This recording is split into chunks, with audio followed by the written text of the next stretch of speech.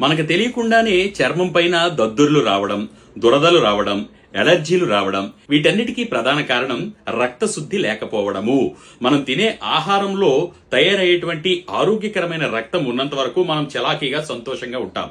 ఒకవేళ గనక మనకు తెలియకుండానే తినే ఆహారంలో కావచ్చు, తాగే నీటిలో కావచ్చు, పీల్చే గాలిలో కావచ్చు, ఏవైనా దుష్ప్రభావాలు కనపడితే అది మన రక్తంలో కూడా ప్రతిబింబించి చర్మం పైనే కనపడుతుంది. మరి అటువంటి దురదలు, దద్దుర్లు, మంట తగ్గాలి అంటే రక్తశుద్ధి జరగాలి. దీనికి ప్రకృతి సిద్ధమైనటువంటి దివ్యమైన ఔషధమే వేప. ప్రతిరోజు ఉదయం పూట ఎర్లీ మార్నింగ్ లేచి ఒక 10 నుంచి 12 లేత వేపాకులను తీసుకొని శుభ్రంగా కడిగి వాటిని అలాగే నమిలి మింగాలి. చేదుగా ఉన్నప్పటికీ కూడా రక్తశుద్ధి మహా అద్భుతంగా చేస్తుంది ఈ వేప.